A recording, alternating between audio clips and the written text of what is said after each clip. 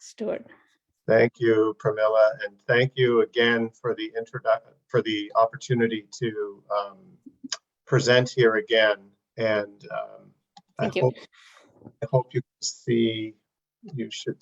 Yes, I'm seeing the 2-slide version. Okay, let me go to.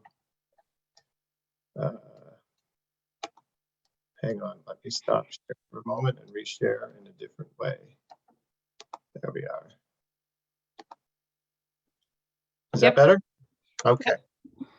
All right. Well, today, earlier today, we kicked off with a talk from Sarkis Mazmanian from Caltech, and he talked a lot about the mechanisms that may be at work in between the microbiome and the brain with respect to metabolites that are produced by bacteria in the gut. And he mentioned that we would tell the next chapter of the story, which is we're beginning to translate those concepts into therapies. And I'll tell you about where we are, how we're approaching it, and where we are in this area. So quite excited to tell you. Why can't the slides advance? There we go. We'll tell you a lot about what we're trying to do here, in particular in the area of irritability associated with autism. And so as a company, we have more programs than the one I'm about to tell you about, but we're really trying to change the way that people think about treating neurological conditions, and we have some effort in cancer as well, by exploiting the way the gut microbiome interacts with us, the human host. And so just from a high-level perspective, Axial is a clinical stage company, and we're spun out of Caltech, founded by Professor Sarkis Mazmanian, and our job is to take his basic foundational science and bring it into the clinic in hopes of developing safe, effective therapeutics for various indications, including some of the co-occurring conditions that people with autism experience. And so what may be different from other companies that focus on the microbiome here is that we actually use the microbiome as a way to find new targets that could be amenable to therapeutic intervention. And so our interventions are actually gut-targeted small molecules that have very little to no systemic exposure. So these things are delivered to the gut, they transit through the gut and work on targets in the gut and affect things downstream like behavior, and we're starting to understand how that could be possible. So if we think about the different avenues of communication between the gut and the brain, we think about the microbiome-gut-brain-axis, and there are really three major highways here that we could group various mechanisms together. One is, starting from the left here, is the way that the gut microbiome can interact directly with the enteric nervous system by producing certain factors, protein aggregates, and so on. And this is actually the approach that we're taking to interventions in Parkinson's disease and other neurodegenerative diseases. In the middle, where we'll focus today is really on microbial metabolites that are produced exclusively by microbes in the gut that enter circulation and ultimately reach the brain and can alter brain cell populations related to certain behaviors. And lastly, the one that we've heard an awful lot about today is really the interaction between the gut microbiome and the immune system. So the gut microbiome educates our immune system on a lifelong basis, and that can have profound impacts on things like neuroinflammation and other various processes that result in different types of conditions that need to be managed. And so to focus here on autism, though, which again is really the central avenue here that we're exploring in autism, is the communication between the gut and the brain through metabolites that are produced by gut microbes that go through the blood and get to the brain. I won't go through this. We've heard this multiple times today about some of the background in autism, but I think what we should focus on here is that on the right-hand side, there are several behavioral interventions that are very helpful for certain segments of the autistic population.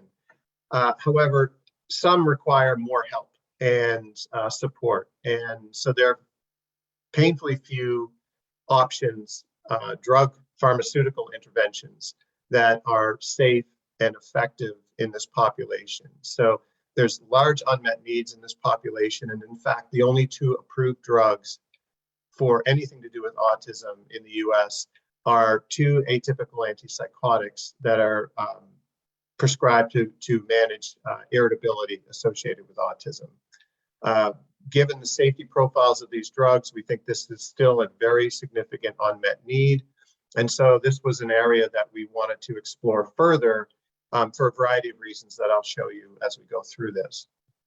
So our motivation and rationale here is really, again, that there's very little from an option standpoint for parents and families. We know that GI disturbances, and we've heard a lot about this again today from several presenters, that GI disturbances are very prevalent in this population. The gut microbiome in children with autism is different compared to control populations. And these differences, and we'll show a little bit of this, can result in alterations of the metabolite profile that we see in certain segments of the autistic population. And so what we've tried to understand here is whether these metabolites could actually be contributing somehow to various manifestations of autism or its co-occurring conditions. And then therefore, could that offer new avenues for intervention? And so our mechanistic hypothesis here, and we heard a lot of the science behind this from Sarkis Mazmanian's talk earlier today, is that there's a class of neuroactive microbial metabolites. Sarkis discussed in depth the profile of 4-ethylphenyl sulfate, or 4-EPS in this regard, that they can contribute to autism-related behaviors by altering myelin plasticity in the brain. So that work so far has been in mice, but there is also an emerging set of literature that now implicates myelin plasticity in all sorts of behavioral changes and responses in various populations. And so we think that there's maybe a link between these two fields that warrants further investigation. Our treatment hypothesis here, if these metabolites are actually pharmacologically active, then we may want to try to reduce those as a way to impart a therapeutic effect. And so our approach really is to reduce these neuroactive microbial metabolites in the gut where they're produced, to reduce their systemic levels, hence their brain levels, which in turn should alter or improve problematic autism-associated behaviors. And so this goes back to tell you a little bit of the history, and we saw a little bit of this morning, is that our first clue here was the seminal publication by Sarkis and his group in 2013, wherein using the maternal immune activation model in mice, they identified in an untargeted metabolomic screen elevations or alterations, I should say, in several metabolites, some elevated and some depleted. But the most dysregulated metabolite in this case was 4-EPS, and it was significantly elevated in the mice that had their mothers mock infected with an immunostimulant during pregnancy. And what this seemed to correlate with were certain behavioral features. So what they did was it took it a step further and said, if this, perhaps this could be a biomarker, but let's see if it's pharmacologically active and maybe contributing somehow to the behaviors we're seeing in these mice. So they took synthetic 4-EPS and injected it daily into wild-type mice, and they were able to induce a pretty significant anxiety phenotype.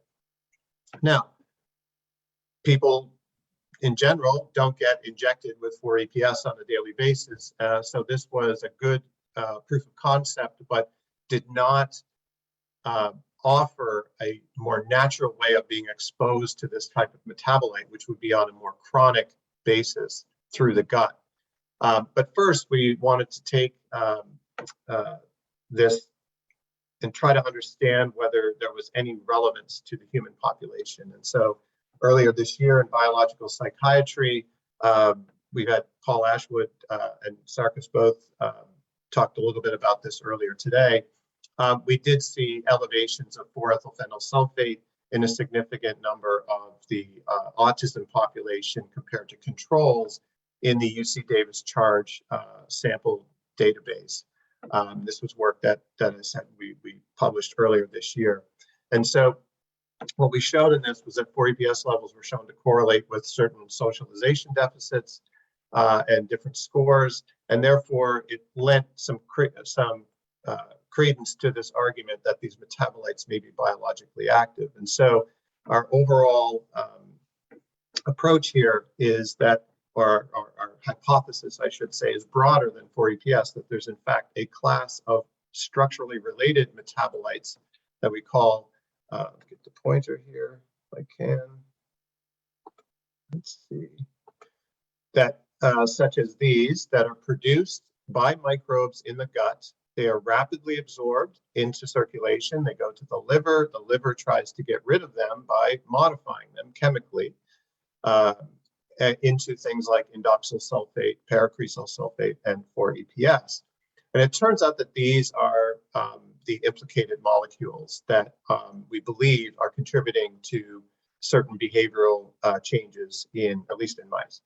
And so the question is, does that translate to humans? And Sarkis talked about his model this morning, wherein they had developed mice with engineered microbiota that either produced or didn't produce the precursor for ethylphenol, and then they could measure the differences in behaviors and several other aspects of brain function, brain transcripts, cell populations, and so on.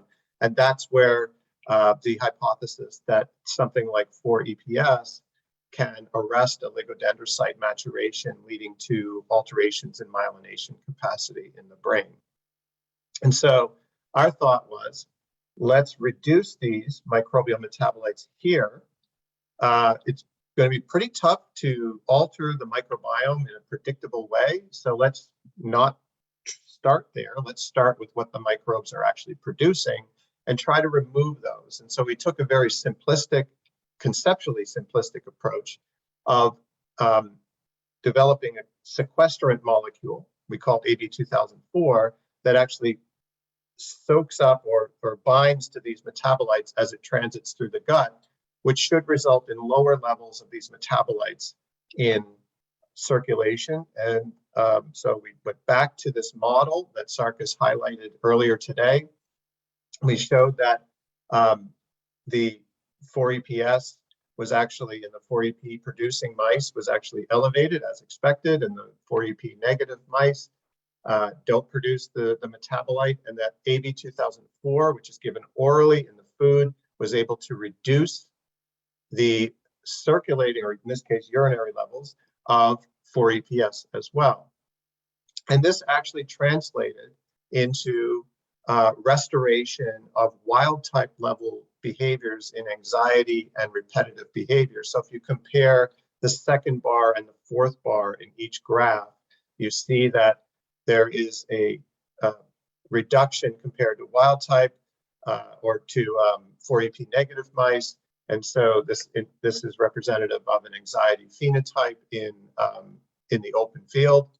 And so administration of AB2004 starts to bring those levels back up to the control levels. Similarly, we see reductions in marble burying as a result of AB2004 treatment, and also reductions in self-grooming, also a measure of anxiety and repetitive behavior, or at least it's believed to be that. So with that, we were very motivated to take this into a clinical trial, and so we went into an open label, keep that in mind, please, safety and tolerability study with AB2004 in adolescents aged 12 to 17 who were autistic and had GI symptoms. And this was, as I said, an open label dose escalation study in which we gave low dose for 2 weeks. Safety assessment was done. If they were tolerating and everything looked safe, they would progress to the medium dose for 2 weeks, same type of assessments, and then on high dose for 4 weeks. Then we took the drug away, and then we followed up with them 4 weeks later to see what the rebound effect looked like. And so, again, safety and tolerability were the main goals of this study, but we also wanted to see whether the AB2004 could reduce these metabolite levels and whether we could see any changes in behavior. And since there's always this question of how well mouse models of behavior translate to humans, most would argue not very well. And so rather than pinpoint a particular type of behavioral measurement, we actually measured a very wide range of behaviors in order to give us the best chance of seeing a change if it was there. And so we did the aberrant behavior checklist, we did the Vineland, we did repetitive behavior, pediatric anxiety rating scale, etc. And what we can say is that the drug was very safe and well tolerated at all doses. And we had 2 serious adverse events. Neither was related to the study drug. We had one kid who, before he even got his first dose, was diagnosed with mononucleosis and had to withdraw. We had another kid fall and break his arm. So those count technically as serious adverse events, but clearly not related at all to the drug. Everything else was very mild, transient, and could not be associated with or definitively associated with AB2004 treatment. So this was actually not surprising to us given the nature of the drug. It's an oral medication mixed with food. The kids eat it, it travels through the GI, and you simply excrete it out in the stool. So we expected a very good safety profile, and that's what we saw. In terms of behavior and metabolite changes, remember that in the mice, we saw a significant anxiety phenotype with exposure to 4-ethylphenyl sulfate, shown here. And we were able to correct that anxiety phenotype in mice with the treatment of AB2004. So when we looked at the entire cohort here of 26 kids, we saw maybe a slight reduction, but certainly not significant. But I'll just remind you that coming into this study, we did not include or exclude based on a particular anxiety score or any other thing. You just had to have a diagnosis of autism and have GI symptoms. So we had a full range of different profiles in this study. And so what we saw was significant reductions, not only in 4-EPS, but paracresol sulfate, indoxyl sulfate, and several other structurally related metabolites by the action of AB2004. So this is good evidence of target engagement. And when we actually did a post hoc subgroup analysis of those kids who came in with a high anxiety score, a high anxiety score. So in the pediatric anxiety rating scale, that's a score of 10 or higher. We actually saw a significant improvement in those kids' anxiety scores over the course of the 8-week treatment. We also saw a different pattern of metabolite changes in these kids. And so that gives us maybe the opportunity to go back and do some data mining to understand the relationships of these metabolites, both their starting levels and their changes as they relate to different changes in these types of behavioral scores. What we don't show here is that the reduction in anxiety score persisted through the 4-week recovery period. What's interesting is when we go to irritability, which is a subset of the aberrant behavior checklist, so the so-called ABCI score, we again saw significant reductions in several key metabolites. And at the group level, where we see the very large error bars here, so a lot of variability in the baseline scores, we still saw a significant drop in irritability score. We would do the same kind of post hoc subgroup analysis. We see again reductions in the metabolites, and we saw an even greater reduction, more significant reduction in the irritability scores in those kids who entered the study with a high anxiety score, in this case, a score above 15 on the ABCI. So to put this in context, the two drugs that are approved for irritability associated with autism are aripiprazole and risperidone, two atypical antipsychotics. Both have significant side effects that we believe limits their prescription by physicians, because you're trading the irritability profile for a different set of symptoms such as metabolic disease, weight gain, etc. And so in those studies that got these two drugs approved, they used exactly the same instrument, the Aberrant Behavior Checklist Irritability Score, and their mean improvement was comparable to what we're seeing here in our high irritability group. So what we think here is that we have a potential intervention that acts, it has the same clinical outcome as aripiprazole and risperidone, but without the side effects. And so the interesting thing here is that when we take the drug away, so this is baseline, we see their input score, we see the score reduction at the end of treatment, and 4 weeks later, after the drug is taken away, the irritability scores start to bounce back. What we see here is the metabolite changes in between baseline and end of treatment, and then we see them all go back essentially to baseline by the end of the recovery period. So we give the drug, the score comes down, we take the drug away, metabolites go back up, and the irritability score starts to return to pre-dose levels. So this was encouraging, but again, I'll come back to the open label nature of this study. And we all know that we've seen several studies that are open label, not placebo controlled, that yield very encouraging results. And so we have to be very cautious about over-interpreting these data, but we are very encouraged that we have something that for sure is very safe and well tolerated. And we can actually move the metabolites in a significant way in both blood and urine over an 8-week period. We actually see metabolite levels come down sooner than that.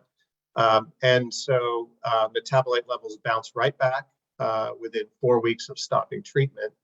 And we did see significant improvements in irritability and anxiety in those populations who had the high scores coming in.